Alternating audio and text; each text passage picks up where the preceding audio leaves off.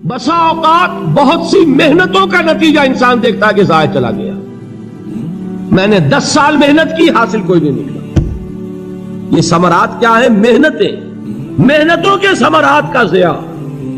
کوشش آپ نے کی، قسمت کی خوبی دیکھی ہے، ٹوٹی کہاں کمن، 2-4 ہاتھ جب کے لبے بام رہ گئے. Be prepared. ایک شاعر کے یہ اشعار ہیں، وہ کمیونسٹ تھا، میں نام بھی نہیں لیتا، لیکن یہ کہ یہ اسی انقلابی، چونکہ ان کا بھی ایک انقلابی نظریہ ہے، انقلابی عمل میں یہ سارے مراحل آتے ہیں.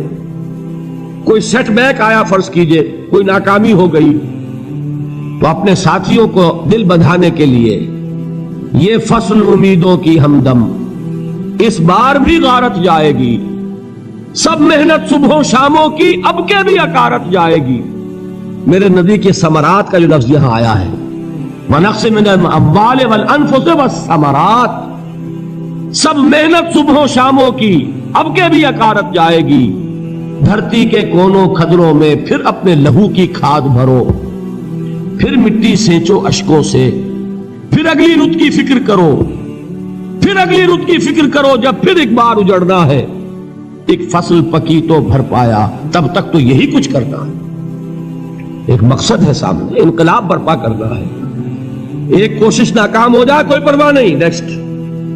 پھر تیار رہو ناکامی کے لیے. ایسا نہ ہو جو انگریزی میں کہتے ہیں hope for the best but be prepared for the worst. ایسا نہ ہو کہ دوسری مرتبہ ناکام ہو کے بددل ہو جاؤ، تمہاری ہمتیں جواب دے جائیں. نہیں، پہلے سے تیار رہو کہ دوسری مرتبہ بھی ناکامی آئے تو آئے، لیکن جب تک کہ کامیابی حاصل نہیں ہوتی ہمیں یہ کام کیے چلے جائیں. دیکھیے سیرت میں آیا کہ نہیں یہ واقعہ.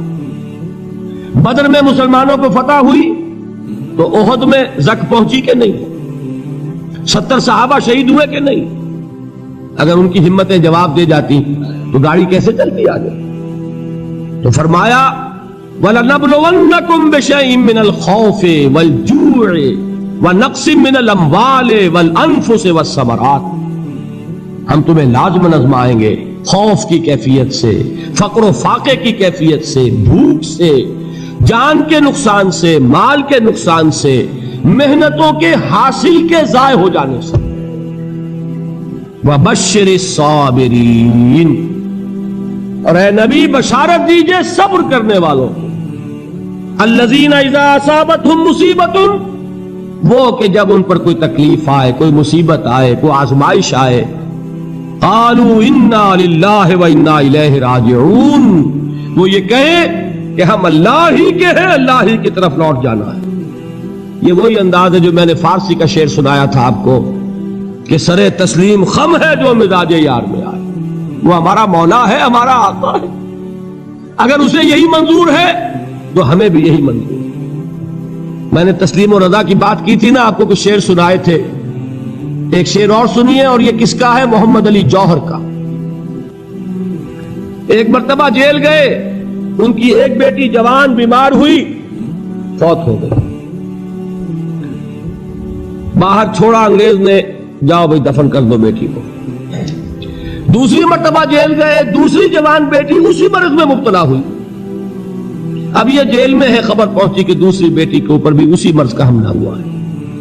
ایک نظم لکھی ہے جس کا آخری شعر یہ ہے، تیری صحت ہمیں منظور ہے لیکن اس کو نہیں منظور تو پھر ہم کو بھی منظور نہیں.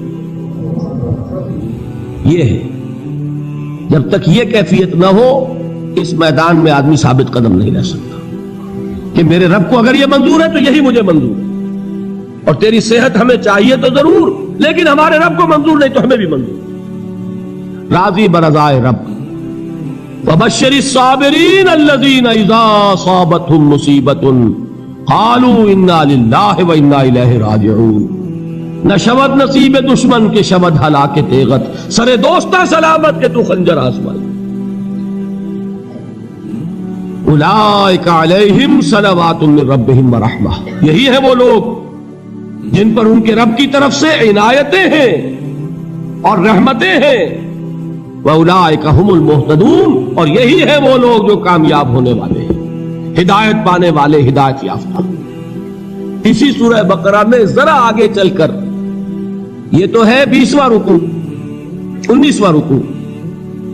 21ویں رکوع کی پہلی آیت ہے لیس البر ان تولوا وجوهکم قبل المشرق والمغرب ولكن البر من آمن بالله واليوم الآخر والملائكة والكتاب والنبيين وآتى المال على حبه ذوي القربى واليتامى والمساكين وابن السبيل والسائلين وفي الرقاب وأقام الصلاة وآتى الزكاة والموفون بعهدهم إذا عاهدوا والصابرين في البأساء والضراء وحين البأس.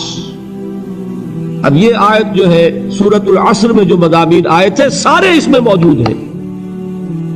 وہاں ایمان کا لفظ آیا، یہاں 5 ایمانیات کی تفصیل آ گئی، اعمال کی تفصیل آئی، اور آخری بات وہاں کیا ہے وتواصوا بالصبر، اور یہاں کیا ہے والصابرین فی البأساء والضراء وحین البأس.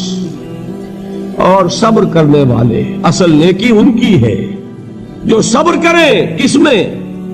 جنگ کے وقت. ذرائے، باسائے، باسا کہتے ہیں فقر اور فاقہ. واحد آئے گا باس تو اس کے معنی جنگ، اور باسا جمع میں آئے گا تو فاقہ، فقر، بھوک. اور ذرائے جسمانی تکلیف، ضرر، جسمانی تکلیفوں میں صبر کرنے والے، فقر اور فاقے میں صبر کرنے والے، اور جنگ کے وقت صبر کرنے والے. اولئک الذین صدقوا واولئک هم المتقون. یہ ہیں وہ لوگ جو صبر کرنے والے ہیں، یہ ہیں جو سچے ہیں، جو اپنے دعوے میں نیکی کے اور ایمان کے صادق ہیں، اور یہی وہ لوگ ہیں جو متقی.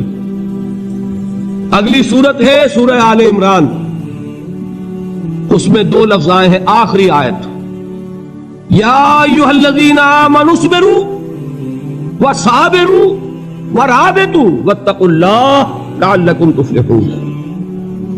دیکھیے یہاں صبر اور صابر جو تعلق جہد اور جہاد کا ہے وہی ہے صبر اور مصابرت. صبر ایک طرفہ عمل ہے، آپ جھیل رہے ہیں، برداشت کر رہے ہیں. صبر علی المعصیہ، صبر علی الطاعہ، صبر علی الابتلاء، یہ سب کیا ہے؟ صبر. اور مصابرت کیا ہے؟ صبر کا صبر سے مقابلہ. یہ سورہ آل عمران اب وقت نہیں ہے، میں آپ کو سناتا اللہ تعالیٰ نے کیسے کیسے مسلمانوں سے کہا. مسلمانوں تمہیں زک پہنچی ہے تو انہیں بھی تو پہنچی تھی. ان کے 70 نہیں مارے گئے تھے بدر میں؟ ان کے حوصلے جو ہیں وہ تو پست نہیں ہوئے، وہ اگلے سال آ گئے تم پر چڑھائی کر کے. تم کیوں اتنا برا مان رہے ہو؟ تمہارے دل اتنے زخمی کیوں ہو گئے؟ تمہیں تکلیف پہنچتی ہے تو انہیں بھی پہنچتی ہے.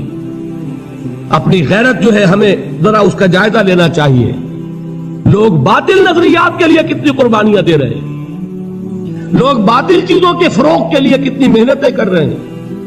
جیسا کہ میں نے ابھی کہا تھا، اسی غیرت کو چیلنج کرنے کے لیے، ذرا آپ کی حمیت دینی کو جوش دلانے کے لیے، قادیانی نوجوان کتنی تعداد میں اپنے آپ کو دین کے لیے وقف کرتا ہے، اور آپ کتنے نوجوان ہیں جو اپنے آپ کو دین کے لیے وقف کرتے ہیں، اور ہوں وہ کھاتے پیتے گھرانوں کے لوگ. یہ نہیں ہے کہ اگر کوئی اور کام نہیں کر سکتا تو پھر یہ ہے کہ وہ دین کے کام میں لگ جائے. باصلاحیت لوگ، کھاتے پیتے لوگ، ذہنی استعداد رکھنے والے لوگ، اونچے گھرانوں کے لوگ، وہ وقف کریں اپنے آپ کو دین کے لیے. اس کے بغیر کیسے باہر آ جائے گی، کیسے رونق آ جائے گی؟ تو دنیا میں باطل نظریات والے جو ہیں، یہ بات کہی گئی ہے مسلمانوں تم اگر توحید کے لیے لڑ رہے ہو، دیکھتے نہیں ابو جہل کو، اس نے گردن کٹوائی ہے شرک کے لیے، شرک کے لیے گردن کٹوائے، اور تم توحید کے لیے گردن کٹوانے کو تیار نہ ہو. اس نے گردن کٹوائی کہ نہیں کٹوائی؟ اور کس طرح کٹوائی ہے؟ کیونکہ بڑا متکبر قسم کا، فرعون قسم کا شخص تھا. جب گردن کاٹنے لگے تو کہتا ہے ذرا نیچے سے کاٹنا، تاکہ جب تم نیزے کے اوپر چڑھاؤ میرے سر کو تو اونچا نظر آئے، معلوم ہو سردار کا سر. وہ بدبخت مرتے ہوئے بھی جو اس کی کیفیت تھی نا، اس کو ذہن میں رکھیے. تو یہ اس لوگوں نے قربانیاں دی، جانیں دی. تو فرمایا اگر تم ان سے زیادہ قربانی نہیں دو گے، یہ جو نوٹ کر لیجئے اس کو، مجرد اگر حق کو غالب کرنا اللہ کے ذمے ہو تو آنے واحد میں غالب کر دے گا، تمہیں تکلیف ہی دینے کی ضرورت نہیں. سمجھ رہے؟ کیا اللہ کے مقابلے میں کوئی باطل کی طاقت ٹھہر سکتی ہے؟ یہ تمہارے ایمان کا امتحان ہے، یہ تمہارے خلوص کی آزمائش ہے، یہ تمہارے امتحان کا ثبوت درکار ہے کہ اللہ تعالیٰ دیکھنا چاہتا ہے تم اس کے لیے اپنی جانیں قربان کرنے کو تیار ہو کہ نہیں، تم اس کے لیے تن من دھن لگانے کو تیار ہو کہ نہیں۔ اور یہ جان لو کہ اگر کفار اور مشرکین اور ملحدین اور باطل نظریات والے وہ جو کچھ قربانیاں اپنے باطل نظریات کے لیے دے رہے ہیں ان سے زیادہ اگر تم نہیں دو گے تو حق غالب نہیں ہوگا۔ انہوں نے جو صبر کیا ہے اپنے باطل نظریات پر، اگر تم اس سے زیادہ صبر کا ثبوت نہیں دو گے اپنے اس حق پر تو حق غالب نہیں ہوگا۔ اس لیے فرمایا یا ایھا الذین آمنوا اصبروا وصابروا، نہ صرف یہ کہ صبر کرو بلکہ صبر میں اپنے دشمنوں سے آگے نکلو، ان کے صبر سے بڑھ کر صبر کرو۔ وَرَابِطُوا، مرابطہ کہتے ہیں چوکس رہنا، ہوشیار، پہرا دو، ایسا نہ ہو کہ دشمن جو ہے غفلت میں تمہارے اوپر کوئی حملہ جو ہے کر بیٹھے۔ وَاتَّقُوا اللَّهَ، اور اللہ کا تقوی اختیار کرو، لعلکم تفلحون، تاکہ تم فلاح پاؤ۔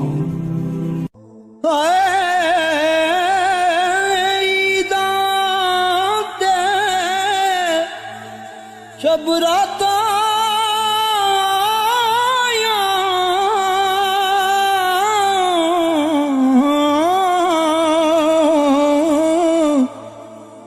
سب لوگ گران آئے،